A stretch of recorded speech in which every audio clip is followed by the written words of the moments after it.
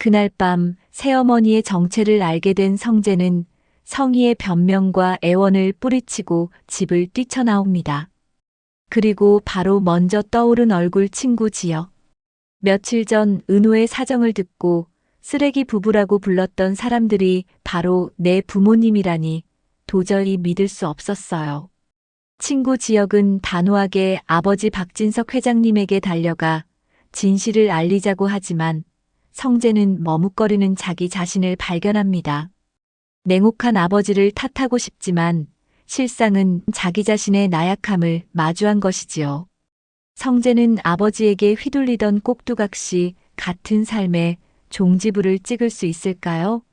한편 딸을 버린 인면수심의 엄마 고성희는 은호의 진짜 가족을 협박한 것이 인생 최대의 실수라는 것을 깨닫게 됩니다.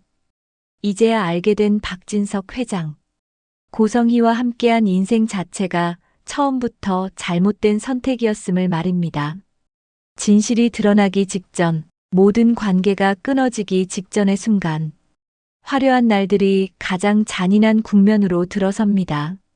구독과 좋아요는 영상 제작에 큰 힘이 됩니다. 하루를 마무리할 시간, 사무실로 다시 돌아온 은호는 지역 선배를 보자마자 격앙된 소리로 기막힌 사연을 전했습니다. 고성희의 집 앞에서 마주한 박성재 부사장이었습니다. 충격이 가시지 않은 은호의 얼굴은 여전히 창백했고 두 눈은 불안과 충격으로 흔들리고 있었습니다. 뭐라고? 지역의 목소리가 떨렸다. 박성재, 성재가. 맞아요, 선배. 부사장님의 새어머니가. 바로 그 여자 고성희였어요. 오랜 세월 함께해온 친구였습니다. 10대부터 알고 있어 어느 정도 성재를 잘 알고 있다고 생각했는데 그 친구의 가정에 자신과 은호가 얽혀 있다는 사실이 믿기지 않았습니다. 지역은 당장 성재에게 전화해 만나자고 했습니다. 성재가 지역의 사무실에 도착하자 지역은 다짜고짜 물었습니다. 너 정말 몰랐어?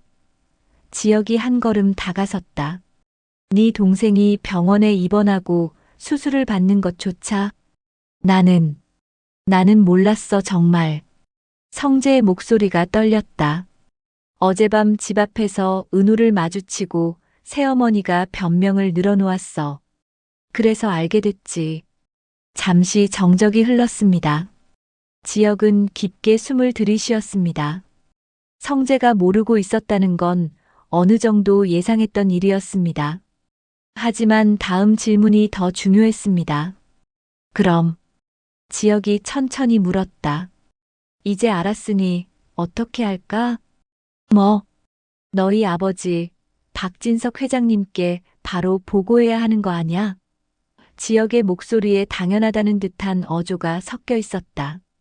가정사를 떠나서 이건 범죄야. 협박이고 강요고 권력 남용이라고. 회장님이 이런 일을 알면 당장 조치를 취하실 거 아냐. 그런데 성재는 대답하지 못했습니다. 그의 시선이 바닥으로 떨어졌습니다. 입술을 깨물며 주먹을 쥐었다 폈다를 반복할 뿐이었습니다. 성재야. 지역의 목소리가 더 단호해졌다. 뭘 망설이는 거야? 너희 어머니가 잘못한 거잖아. 당장 회장님께 말씀드려야지. 그게. 성재가 힘겹게 입을 열었다. 지역아, 넌 우리 집안 사정을 몰라서 그래.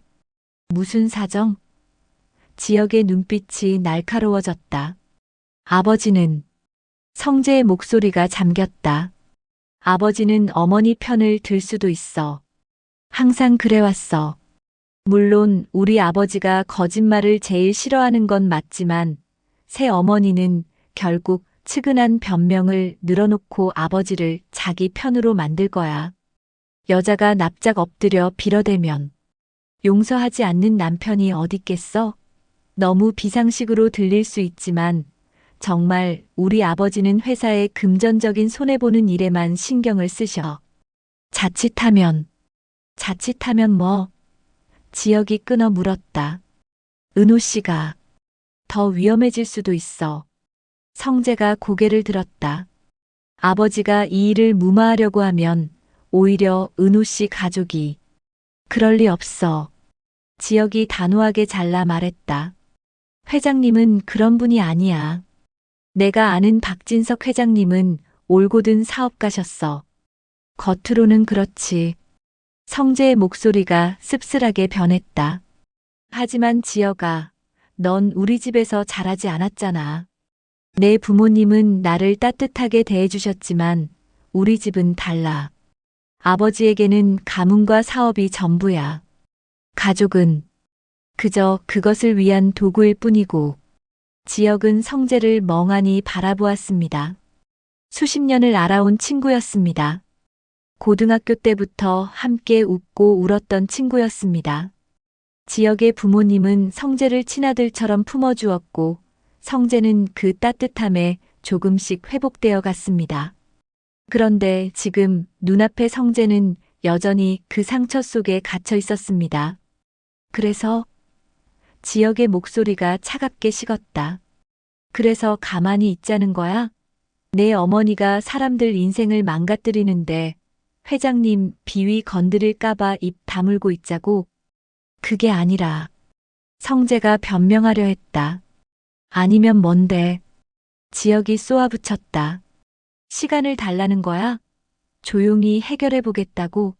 성재야, 은호는 지금 당장 위협받고 있어. 내 어머니한테서. 내가 시간을 끄는 동안 은호네 가족은 매일 두려움 속에서 살아야 해. 성재는 고개를 푹 숙인 채 대답하지 못했습니다. 지혁은 그런 친구를 보며 가슴 한쪽이 무너지는 것을 느꼈습니다. 깊고 뼈아픈 실망이었습니다.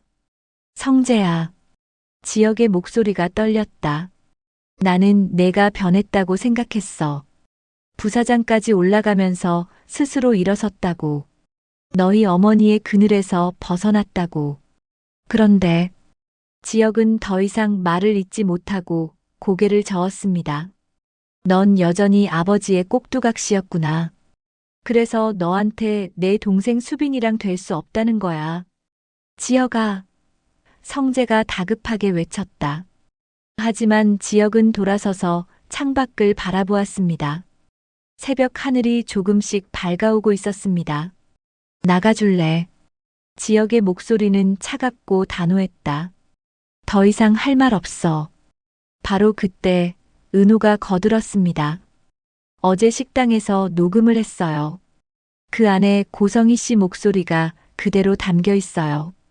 이건 회장님이 믿어주시겠죠?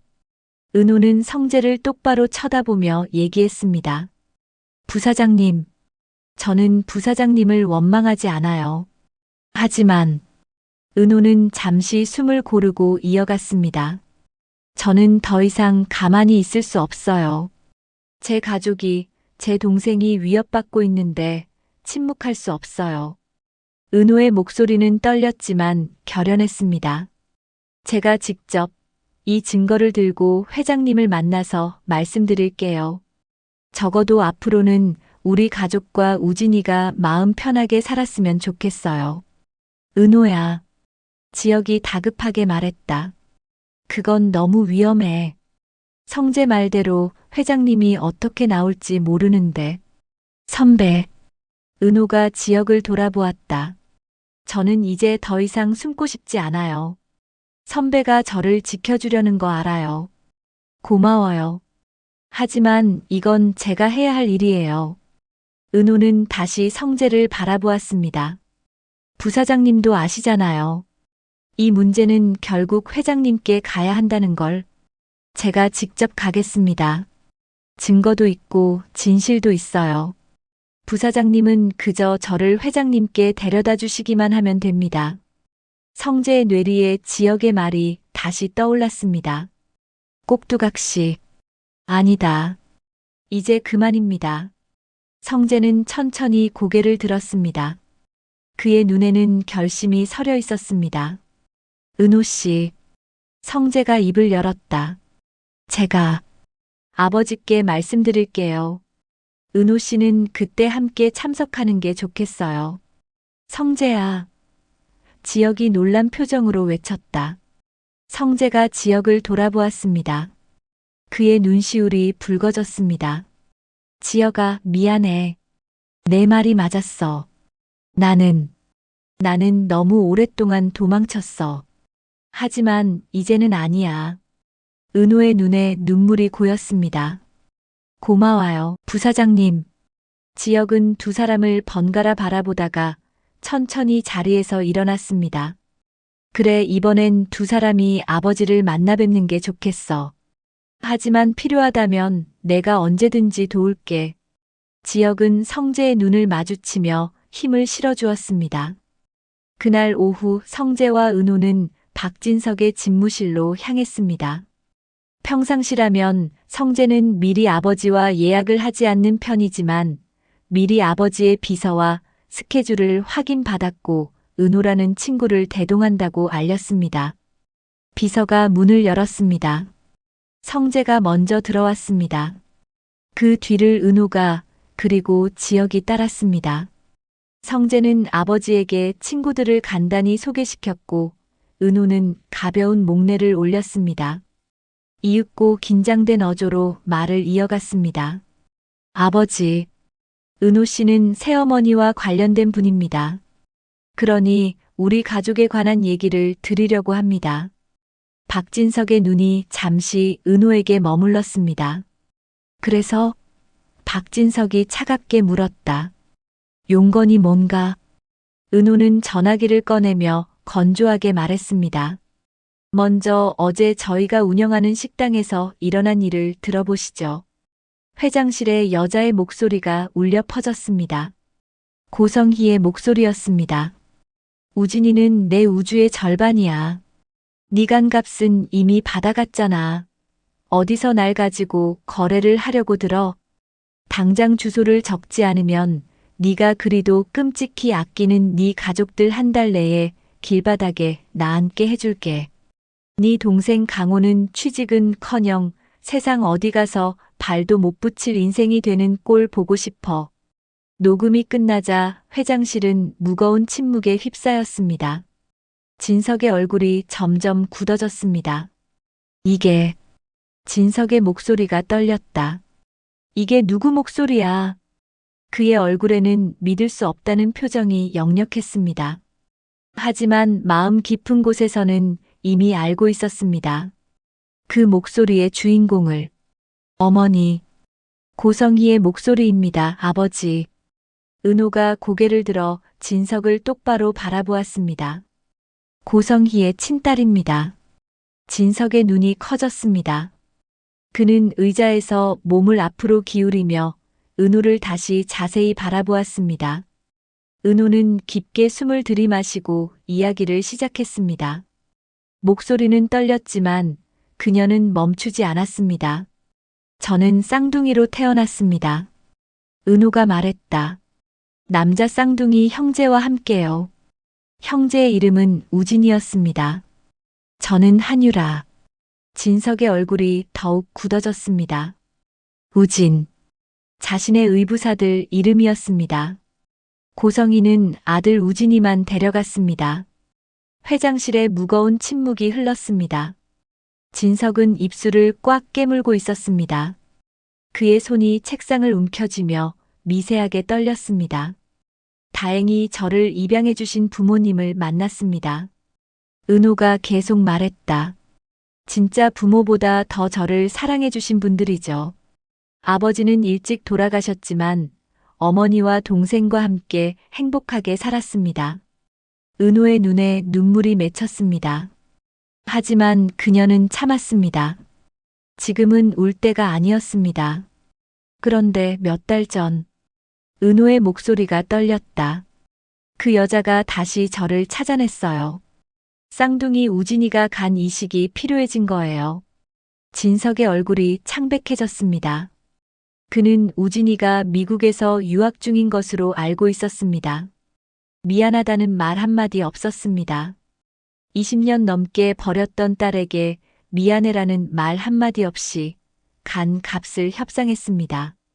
은호의 목소리에 분노가 섞였다. 회장님, 전 고성희 씨를 엄마로 되찾고 싶은 게 아니에요. 우진이가 새로운 삶을 살게 도와주고 싶고 우리 가족이 마음 편히 살았으면 합니다. 분노 어린 은호가 말을 참아 있지 못하자 성재가 말을 이었습니다. 우진이는 건강하게 수술을 마쳤답니다. 그날 아버지와 제가 건강검진차 방문했던 청라병원에서 그리고 은호의 도움을 받아 우진이가 부산으로 떠난 이야기, 새로운 삶을 시작하려는 그의 결심에 대해 설명했습니다. 우진이는 더 이상 이 사업체를 물려받을 삶으로 돌아오고 싶어 하지 않습니다. 은호가 진석을 똑바로 바라보며 말했다. 자기만의 길을 찾고 싶어 합니다. 고성희의 계획이 아닌 자신의 꿈을 좇고 싶어 하고요. 하지만 새어머니는 우진이를 다시 데려오기 위해 은호 씨를 협박했습니다. 방금 들으신 녹음이 바로 그 증거입니다. 진석은 아무 말도 하지 못했습니다. 그의 얼굴은 점점 더 창백해졌고 이마에는 식은땀이 맺혔습니다. 평생을 회사 경영에 바쳐온 사람이었습니다. 신뢰와 원칙을 최우선 가치로 삼았던 사람이었습니다. 그런 그가 가장 가까운 곳에서 자신의 아내에게 이렇게 속아 살아왔다는 사실이 믿기지 않았습니다. 내가 이렇게 어리석었단 말인가, 내 눈앞에서 벌어진 일을 보지 못했다니. 아버지. 성재가 걱정스러운 눈으로 아버지를 바라보았습니다. 진석의 건강 상태를 고려해 성재는 조심스럽게 이야기를 전했지만 박진석의 얼굴은 이미 창백함을 넘어 핏기가 완전히 사라져 있었습니다. 그의 손이 책상을 짚으며 천천히 몸을 일으켰습니다. 떨리는 손, 부들부들 떨리는 턱이었습니다. 이런 천하의 몹쓸. 그는 주먹으로 책상을 내리쳤습니다. 쾅! 책상 위의 물건들이 흔들렸습니다. 당장 집으로 가서 그 여자를 쫓아내겠어. 박진석이 고함을 질렀다. 내 집에서 내 이름으로 감히 이런 짓을. 그는 재킷을 집어들며 문 쪽으로 성큼성큼 걸어갔습니다. 회장님. 은호가 놀라 외쳤다. 하지만 박진석은 듣지 않았습니다. 분노로 가득 찬 그의 눈에는 아무것도 보이지 않았습니다. 바로 그때 성재가 아버지 앞을 가로막았습니다. 아버지, 비켜. 성재야, 지금 내가 얼마나 화가 났는지 아느냐. 압니다. 성재의 목소리는 차분했다. 하지만 아버지, 지금 당장 가시면 안 됩니다. 박진석이 아들을 노려보았다. 내가 지금 날 막겠다는 거냐? 성재는 흔들리지 않았습니다. 오히려 한 걸음 더 다가서서 아버지의 어깨를 붙잡았습니다. 아버지, 진정하십시오. 제 말 좀 들어보세요. 뭘 들어? 내 귀로 직접 들었잖아. 그 여자가 무고한 사람들을 협박하고. 맞습니다. 성재가 끊어 말했다. 맞아요, 아버지. 어머니가 잘못했습니다. 저도 믿을 수 없습니다. 하지만 성재는 잠시 숨을 고르고 이어갔습니다. 하지만 지금 당장 집으로 가서 감정적으로 대응하시면 오히려 일이 꼬일 수 있습니다. 박진석의 숨소리가 거칠었습니다. 하지만 아들의 말에 조금씩 귀를 기울이기 시작했습니다. 생각해 보십시오, 아버지. 성재가 차분하게 말했다. 어머니가 이런 일을 저지를 수 있었다면 다른 일도 저질렀을 가능성이 큽니다. 회사 자금은? 개인 재산은? 혹시 빼돌린 건 없습니까? 박진석의 눈빛이 흔들렸습니다. 설마. 확인하셔야 합니다. 성재가 단호하게 말했다. 재무팀과 법무팀을 동원해서 어머니가 사용한 모든 자금 내역을 파악하셔야 합니다. 그리고 나서 법적으로 완벽하게 대응하셔야 합니다. 그래야 어머니가 한 푼도 가져가지 못하고 마땅한 대가를 치르게 할 수 있습니다. 그의 호흡이 조금씩 가라앉기 시작했습니다. 분노는 여전했지만 이성이 돌아오고 있었습니다. 알겠다. 박진석이 천천히 말했다. 내 말이 맞다, 성재야. 그는 다시 책상으로 돌아가 앉았습니다. 그리고 내선 전화를 집어들었습니다. 비서실장, 당장 재무팀장과 법무팀장을 내 회장실로 불러. 지금 당장. 30분 후. 회장실에는 재무팀장 김철수와 법무팀장 이상민이 긴장한 표정으로 서 있었습니다. 은호는 이미 자리를 떴고 회장실에는 박진석과 성재, 그리고 두 팀장만이 남아 있었습니다. 팀장들. 박진석의 목소리는 차갑고 날카로웠다. 지금부터 내가 지시하는 일을 최우선으로 처리하도록. 네, 회장님. 두 사람이 동시에 대답했다. 재무팀장. 박진석이 김철수를 쳐다보았다. 부인 고성의 명의로 된 모든 계좌, 카드 사용 내역, 회사 법인카드 사용 내역을 5년치 전부 뽑아내. 한 건도 빠짐없이. 네. 하지만 그건 사모님께서 질문하지 말고 하라는 대로 해. 박진석이 고함을 질렀다. 김철수가 화들짝 놀라 고개를 숙였습니다. 알겠습니다. 그리고 법무팀장. 박진석이 이상민을 향했다. 고성이가 외부 인력을 고용한 내역이 있는지 확인해. 특히 사설 탐정이나 용역 같은 거. 계약서, 영수증, 뭐든 찾아내. 알겠습니다, 회장님. 가능한 빠르게 확인해. 네. 두 팀장이 황급히 회장실을 빠져나갔습니다. 문이 닫히자 박진석은 깊게 한숨을 내쉬었습니다. 그의 어깨가 축 늘어졌습니다. 성재야. 네, 아버지. 나는 그저 가정이 필요했을 뿐이야. 사업만 생각하고 돈만 벌면 되는 줄 알았어. 하지만 박진석은 손으로 얼굴을 감쌌습니다. 내 가족을 지키지 못했구나. 성재는 평생 처음으로 아버지가 무너지는 모습을 보았습니다. 언제나 강하고 권위적이었던 아버지였습니다. 그런 아버지가 지금 눈앞에서 작아지고 있었습니다. 아버지. 성재가 아버지의 어깨에 손을 얹었다. 이제라도 바로잡으시면 됩니다. 늦지 않았습니다. 박진석은 아들을 바라보았습니다. 그의 눈가가 붉어져 있었습니다. 고맙다, 성재야. 내가 있어서 참 다행이다. 저녁 7시였습니다. 재무팀장과 법무팀장이 두꺼운 파일을 들고 회장실에 나타났습니다. 박진석과 성재는 그들을 기다리고 있었습니다. 보고 드리겠습니다. 김철수 재무팀장이 서류를 펼쳤다. 사모님 고성희 씨의 5년간 자금 사용 내역입니다. 총액이.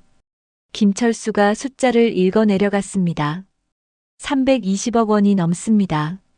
아직 확인되지 않은 부동산까지 포함되면 눈덩이처럼 커질 수도 있고요. 박진석이 벌떡 일어섰다. 그중 회사 법인카드 무단 사용이 38억, 회장님 명의 계좌에서 무단 인출한 금액이 12억, 그리고 김철수가 다음 페이지를 넘겼습니다. 영나 아가씨 명의로 개설된 비밀 계좌로 송금한 금액이 280억입니다. 하지만 이 계좌는 실제로는 사모님이 관리하고 계신 것으로 보입니다. 박진석의 얼굴이 새하얗게 변했습니다. 영나 명의로 내 딸 이름을 이용해서.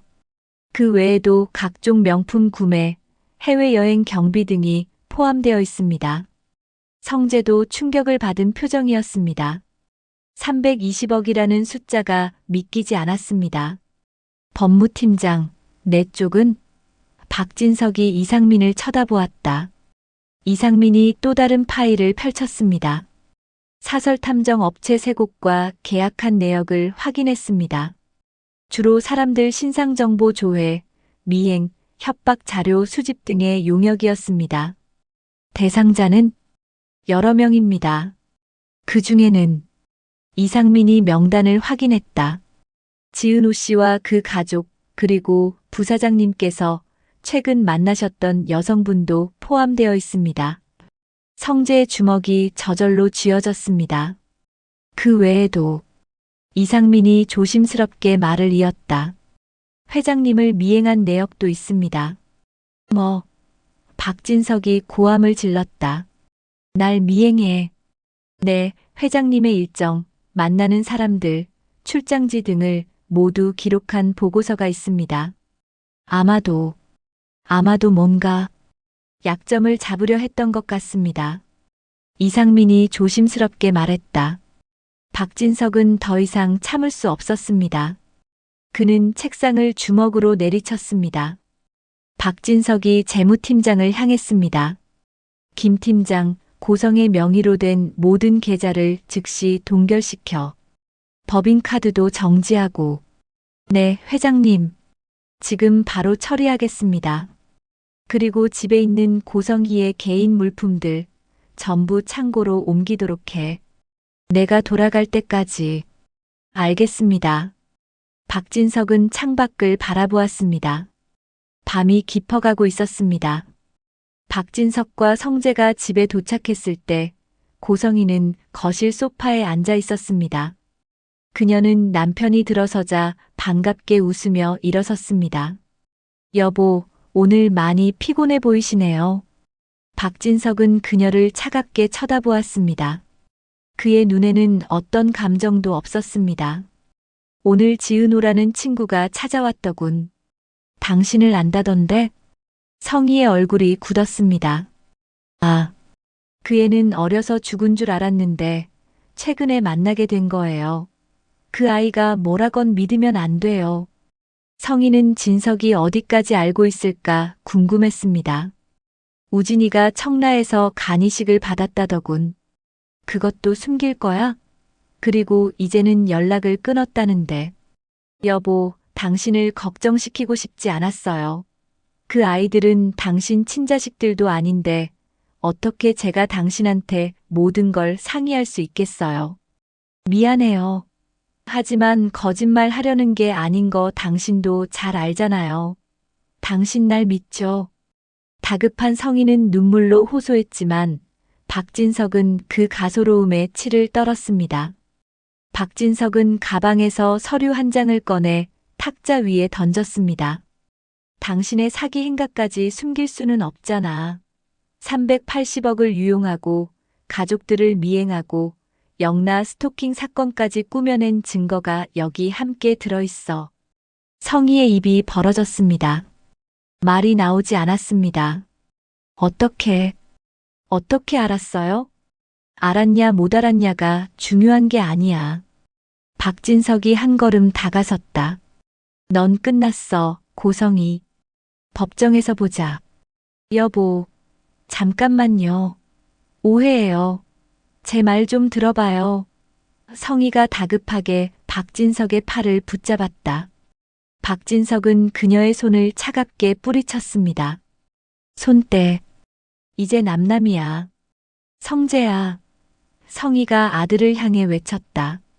성재야, 엄마 좀 도와줘. 내 아버지한테 말 좀 해줘. 성재는 고개를 돌렸습니다. 그녀를 쳐다보지도 않았습니다. 성희는 그 자리에 주저앉았습니다. 안 돼. 안 돼요. 3일 안에 짐 싸서 나가. 박진석이 냉정하게 말했다. 그 후에는 변호사를 통해서만 연락하도록. 박진석은 성재와 함께 계단을 올라갔습니다. 뒤에서 성희의 울부짖는 소리가 들렸지만 박진석은 뒤돌아보지 않았습니다. 3개월 후였습니다. 법원이었습니다. 판사가 판결문을 읽어 내려갔습니다. 피고 고성희의 혼인 기간 중 불법 행위가 명백하므로 재산분할 청구권을 인정하지 않으며 이혼을 인정함.